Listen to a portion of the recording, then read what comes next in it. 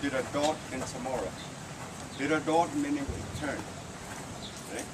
It's always clockwise when you turn this. You notice that there's three, attached to one, two, three. And you notice that everything is attached in this section here. Okay? This section here, we call it buru. Meaning everything is here, and this is where you start to make the rope. Okay. You plan to make rope, okay? And also this requires about 3 people to make a rope. At first, if you're planning to make rope, then you have to go out and look for this kind of tree. Okay? We call this pago tree. It is very common. It's a tropical plant. And I'm sure that even in Hawaii, you find this kind of plant. And that is the tree. It's right there behind the gentleman back here. But we select the one, that's a new sprout that actually you don't see much branch sticking out. The reason for that is that you have to strip the fiber.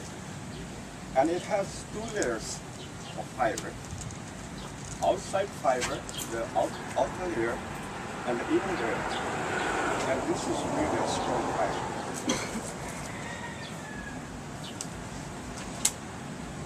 You could test it. See if you could break. If you break that, I think you're very strong.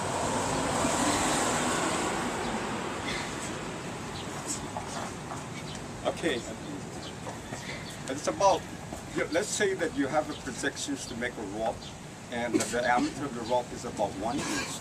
So you need to, about 30 feet, you want to make 30 feet long, then you have to cut a lot of this.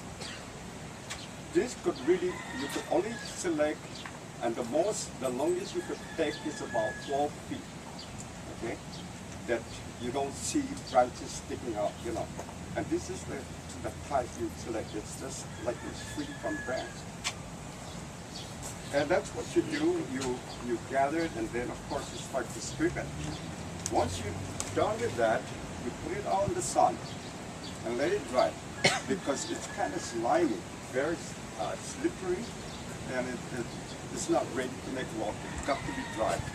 Okay, and you're done with that. It's already dry, so then you have to make your rope. Okay, you start out with a strip of strand. Let's say you start with 7, and the width is about 3/4 of an inch. If you start with 7, then you ended up with 7, because you need to splice it. What do? You start with your hand, okay. And when you're near to the end, like I said, you start with 7, then you have to insert this in between here and go again. You don't splice it at one time. Otherwise, if you splice it at one time, your rope is not going to be strong. So you continue with that process until you reach your goal. Okay. Once that thing is done, it's going to look like this. This one and this one. So you're done with that. You attach to your biradot, and then you attach it to the glue. Here. This is what we call it piña. Piña is like a fork. It's not necessary that you have to have a deer horn. You could use wood. Once it has a wide. So this is how it helps to make the rope. It could run smooth. This is the way how it looks like. You start from this point, and then you start turning it, and then this thing you have to move it slowly. Okay.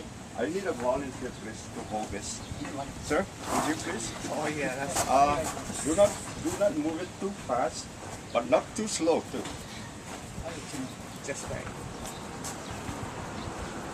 I'll be turning this. Always this side first. I start turning it, and then with this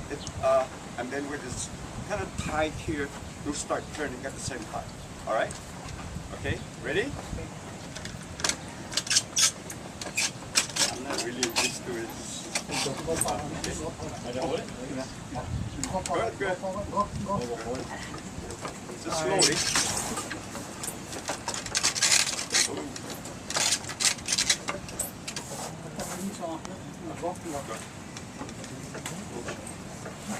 You can hold it. Okay, just hold it like that. Don't move her. I'm gonna take it out. Don't move. Okay. How much feel it? Just keep it. And it turns into rope. Right?